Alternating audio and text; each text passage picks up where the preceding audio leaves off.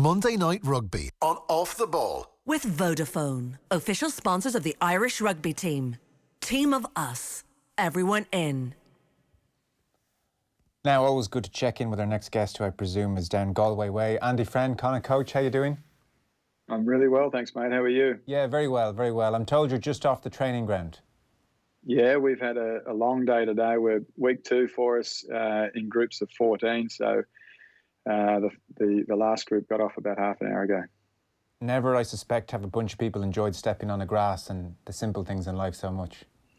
Well, today was the first time we could touch a rugby ball, and it's just amazing when you see pro footballers get to do what they love, which is playing with a football. You see some pretty special smiles. So we saw that today, and actually we had the rest of our coaching staff in today too for their first time. And again, just to see their smiles and their relief to be back at the sports ground was pretty special. So what has the last 10 days been like? Is it very stilted and everybody's watching their P's and Q's and trying to socially distance in so much as they can, or does some kind of normality quickly kick in and people can relax a little bit?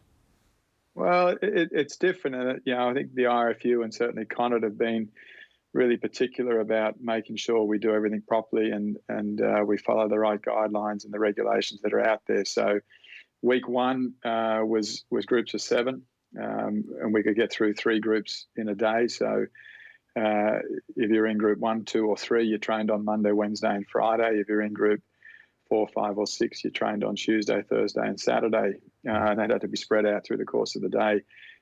Started week 2 this week, and we're in groups of 14. But listen, everyone's sticking to the social distancing, which is great. Well, I'm not allowed in the gym. Only athletic performance coaches are allowed in the gym because there's too many people in there. The balls after every session have to be disinfected, which is happening. Medical staff in their face masks and their gowns and all the rest of it. That's all happening. So it's different, but everyone's just, that's what we've currently got. We're working with that, and we've got to make sure we all get through this and we can be playing rugby as quickly as possible. And how soon before you can host a training session as you would pre-COVID?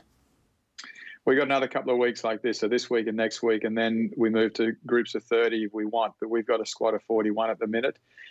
So we'll pretty much split that between 20 in one squad and 21 in the other squad. So if we did have, or if we wanted to move to a group of 30 and a group of 15, we could do, but we've chosen to do that. So it'll be another 4 weeks after that, or after this, that we can get back to a full squad. So you're building towards the derbies in August against Ulster and Munster. And is that it, effectively? I mean, well, you're within 10 points of second spot there, so it's absolutely mathematically possible to maybe make a last salvo for a semi-final spot. But Ulster, Munster, and then if you don't reach the semi-finals, is that it again? It's feet up for a time. It's off season again suddenly.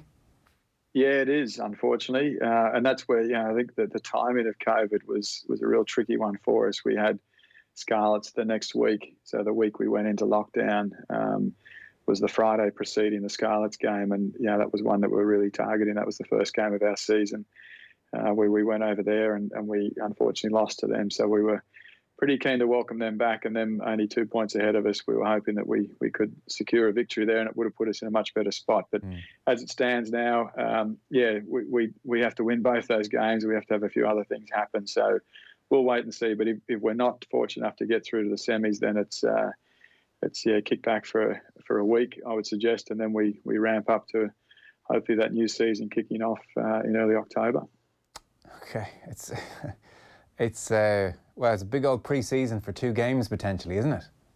Yeah, it is. That's one way to look at it. The other way, again, just because of the way the whole last season shut down, we were 108 days away from the sports ground, and there's just an energy about getting back here, and I don't think anyone at the moment anyway is really looking at saying, geez, it's still a lot of work for 2 games of football. It's just good to be back. I think what we do need to factor in, though, over the course of this season, it's going to be a long season, and we need to give people space. We need to give people time, because as much as we've been off for 108 days, we haven't really been off. We had an off season, inverted commas, but as staff, there's a lot of work going on there. Players have come back in really, really good shape. So I know again, they're young competitive people, so they've got this time now to work on their bodies and to work on their craft, and they've been doing that. I think when you're at the end of a season, you can jump on a plane, you can head to a resort somewhere if that's what you choose to do, and you can actually, there's no footy around you, there's no weight gyms around you, so you are going to kick back and you are going to enjoy yourself. But in this period that we've just had, that there wasn't that opportunity. So young competitive men continue to be young competitive men, and they've trained all the way through. So in a way, it's really good because we've got some really fit and athletic looking people at the moment. But in another way, we've got to be really conscious of the knock-on effect of that as we go through this season. We've got to make sure we're giving them some downtime so that we don't burn them. In European qualification terms then, as I understand it, and it's hard to keep track of what every sport is doing and all the various solutions, but as I understand it, they've based European qualification on finishing positions after round 13.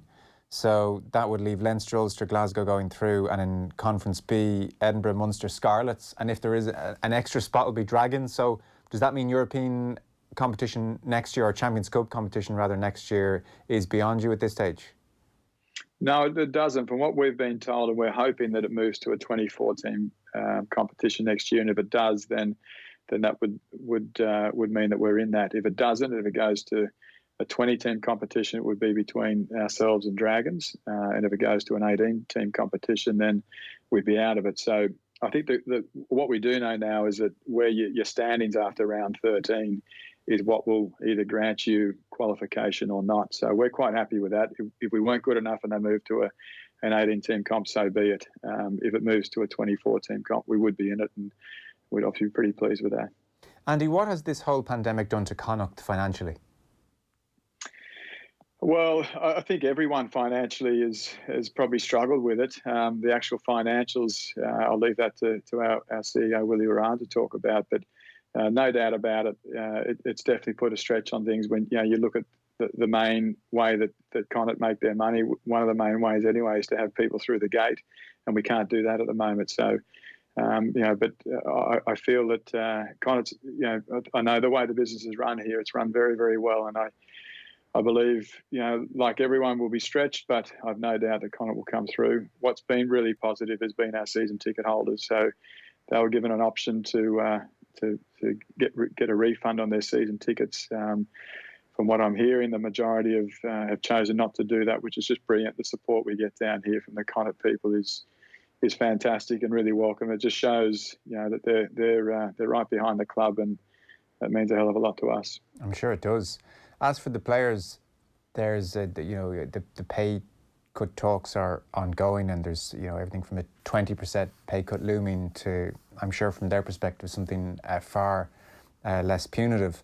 Is that something you address with them? Do you talk to them as a group on an individual level about that side of the game? I'm sure you're cognizant that they have short windows to make a few quid and set themselves up potentially for a better future. So it's a very serious thing for a lot of these players. Did you address it with them?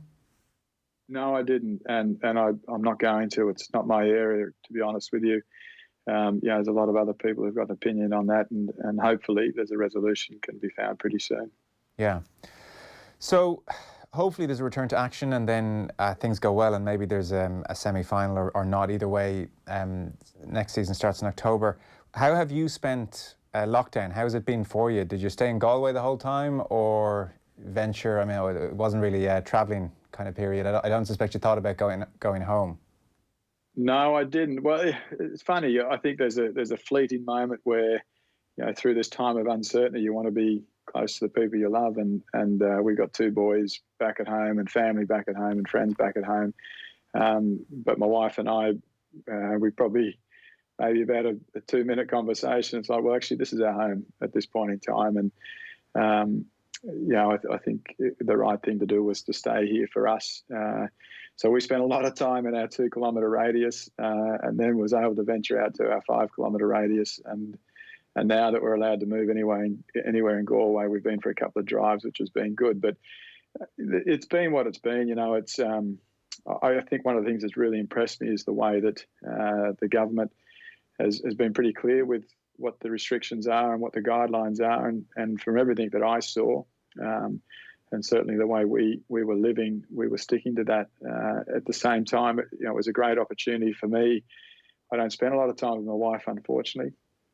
The nature of the job is that.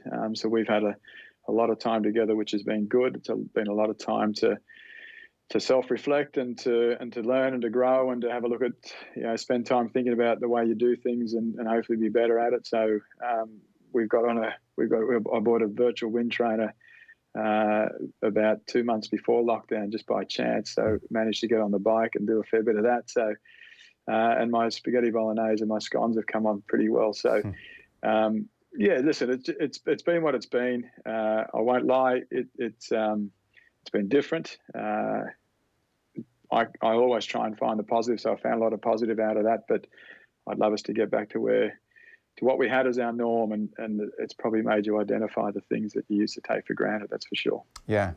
Any interesting insights or conclusions hit you about the nature of your life and the travel and the busyness of it when you're doing that bit of self-reflection? Yeah, I think that was one of the biggest things I identified, was that I've been fortunate enough to be pro coaching now since 1994. So the game went professional in 1995 into 96. So I've been around since then. And again, upon reflection, I remember I was an amateur player, went from an amateur coach into a pro coach. And when I went into that pro coaching, I remember being told, we're now pros, we've got to fill the day. And that's pretty much what we did. And ever since then, we filled the day. And again, upon reflection, I look at it and I think, is that the most effective we can be?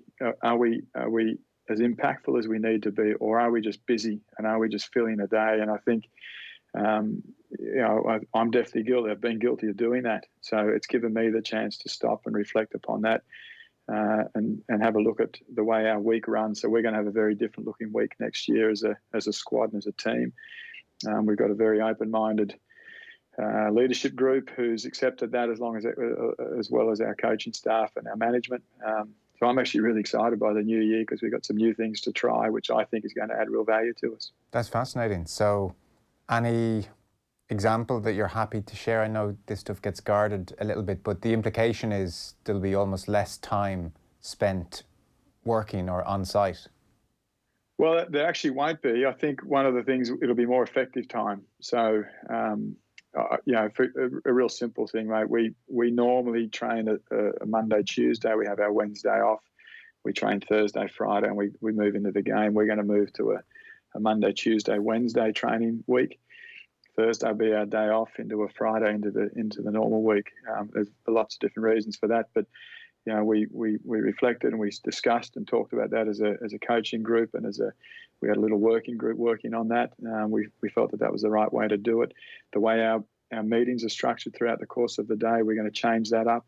We don't always need a meeting. I think there's a massive opportunity for players to actually meet rather than, for it to be like a school where it's, teachers up the front and kids down the back. That's not the way we play rugby. We play rugby with these men. They're out there making decisions, so we need to give them space to make decisions, and we've added some of those things within our training schedule for next year, which I think is going to be really exciting for the players. So, and then just simply too, the Zoom calls. I'd never been on a Zoom call, and the ease and the simplicity of now to have meetings where you can do it within your own home. There's not the travel time to work from work, which often ties you up. So, do we have to be in at work at 7 o'clock in the morning to get our whole working day done? No, we don't. We can actually have an hour Zoom meeting on a Saturday or Sunday afternoon, depending on when we play, which allows us to spend time with the kids in the morning if you need to, get them off to school and allow you to come in. So all those little things, and there's another array of those too, which we've come up with, which,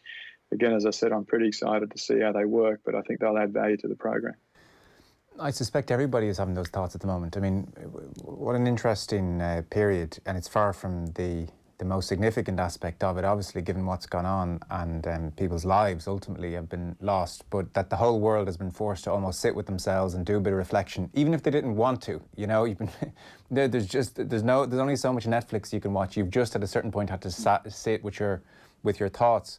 Do you suspect then, when you talk about that pressure to fill the day, so would you aspire then as a person to spend less of your time working and maybe more time on family or on yourself, or you'll be filling the day just differently the way you've outlined in your previous answer? Yeah, I've again, this is my 26th year of coaching. I think I've probably learned through that 26 years to attempt to get balance, and I'll call it me balance. So part of me is definitely work, part of me is definitely my family, part of me is me just doing what I want to do, whether it's walking or whether it's listening to a podcast or listening to an audible book or riding my bike, whatever it is. I believe over time I've managed to find a balance there, which I'm really comfortable with. So I don't know whether it will necessarily change the things that I've been doing. I have really enjoyed cooking again, and that was something I definitely wasn't doing before. And it's amazing how therapeutic that can be. At the end of a long day, coming home, and my wife's, she's been brilliant. But there's now times where I want just to say, Kez, I actually wouldn't mind a glass of wine, and I'll make dinner tonight, because I find that actually quite refreshing and quite therapeutic. So I just think it's been a brilliant reset button for the world, just to stop and say, how have we been spending our time, and can we do this better? And I think if we're really honest, I think we could always you can find fault in the way we've done it, or more importantly, find improvement in the way we can do things.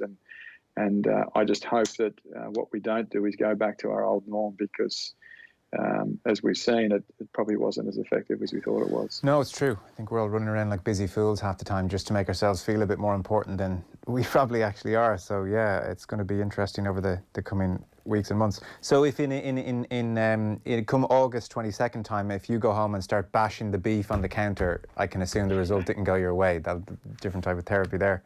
Can I get your thoughts on where the game is? Because you have a global perspective, and we're at where if the world is at an interesting time, rugby is at a very interesting precipice. And, we'd Matt Williams on recently, and he summed it up neatly when he said that the first era of professional rugby is over. And it really does feel that way. For instance, the word seems to have come through in the last 24 hours that CVC will take that stake in the Six Nations, probably an end to terrestrial TV for the Six Nations. South Africa's inclusion probably imminent. The global calendar is up for grabs.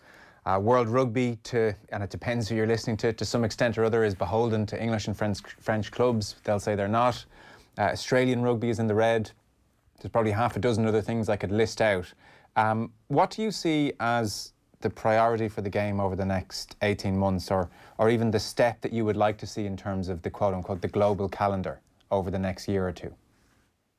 Yeah, I think there's been a lot of discussion for a long, long time around this global calendar, and it depends upon which hemisphere you're living in as to how valuable you see that being. And certainly as an Aussie back home, when you're down there, you think, geez, it would make good sense to do it. Now that I'm living up here and coaching in Ireland, it probably doesn't make good sense to do it, because it doesn't necessarily work in with the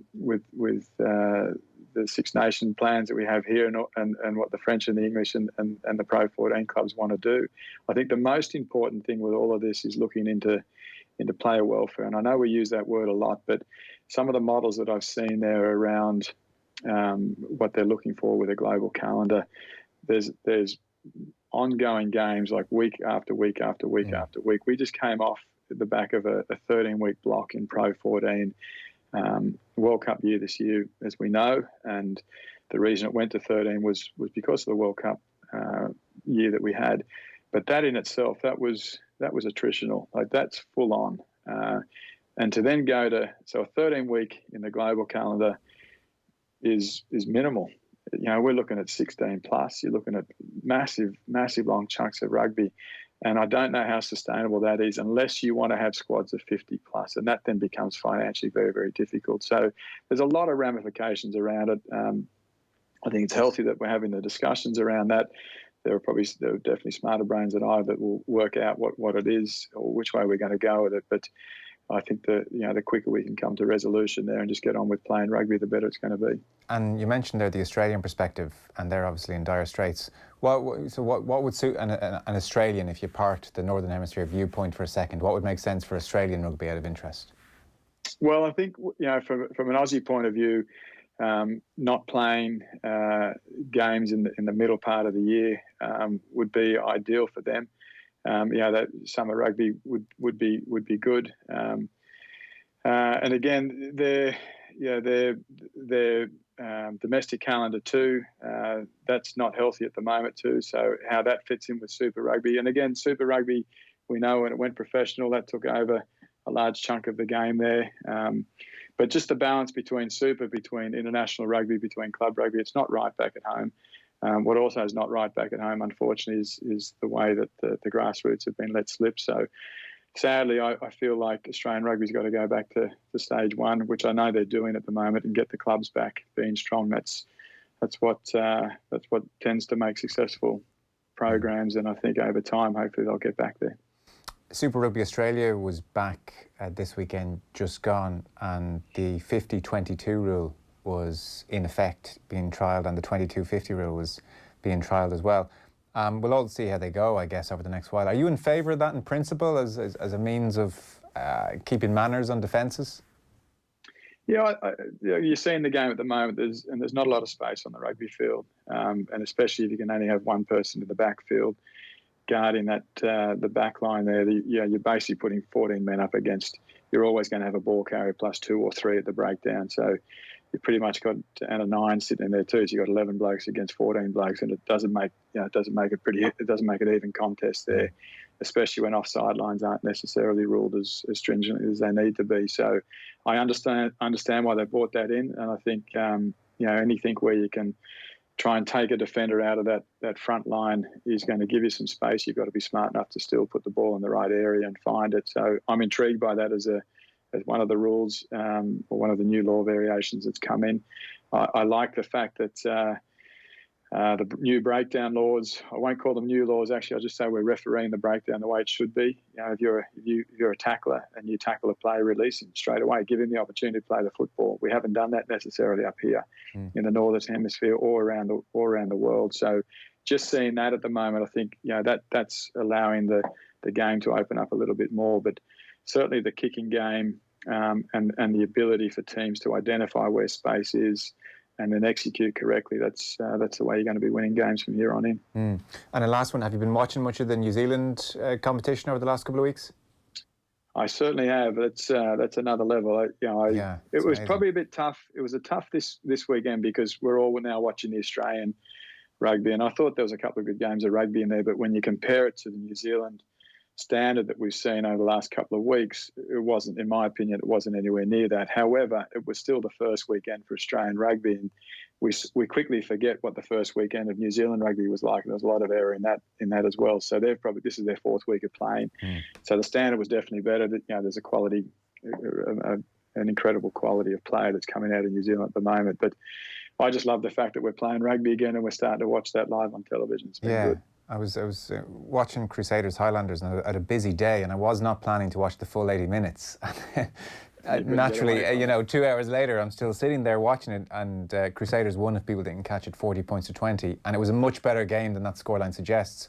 But as you say, some of the touches of skill and the pace at which they can do things is just a joy to watch. How do we create that type of player over on this side of the world? Well, again, there was a part of it. It's played under a roof too, and I'm watching that too, and I'm thinking, how's that happening? And we don't necessarily see it. Well, we play a lot of our rugby here at the sports ground, as you know. It's the weather. Always good, I hear. Has a massive effect. Well, it's always good. Yeah, of course it is. Depends who you're asking, but that has a massive effect. So you're in an indoor stadium. There's no wet rugby ball. There's no wind, and you can do what you want to do. Like that definitely adds to the flavour.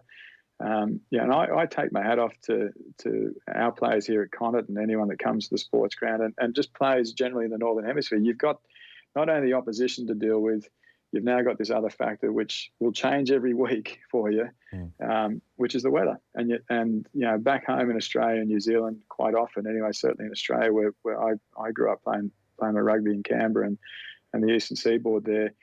If you get a rainy day, that's rare. You don't expect that. You certainly don't get much wind. So you're playing on a hard surface with not a lot of wind and not a lot of rain, and it's amazing what you can do with that dry ball. So definitely a factor in that for Southern Hemisphere teams. It makes it a lot easier for them to do the things they do. Yeah, well, it's certainly good to watch, that's for sure. Listen, I've kept you long enough. Thanks so much. So I guess enjoy the next couple of weeks, and then August 22nd territory, you're back up and running. It'll be games against Ulster and Munster. There's a text in from Tommy. What's for dinner tonight then? Well, this is the key question. I mean, you've talked a big game here. You're going to have to start tweeting some of this stuff. I got you there now, mate. I just lost you for a bit. Sorry, we had a text in from Tommy saying, what's for dinner tonight? You've talked a big game, so we want to see what you're producing here on a nightly basis now. Tonight, I know we've got an Asian. So we got the turkey mince yesterday, and there's some snap peas at home. And I know my wife said when you come home, you can have a crack at putting that in the wok. So I'll see how I go. All right, good man. Well, listen, Andy Friend, Connacht coach, pleasure as always. Thanks so much. Good man. Great to chat to you. Monday Night Rugby on Off the Ball. With Vodafone, official sponsors of the Irish rugby team. Team of us, everyone in.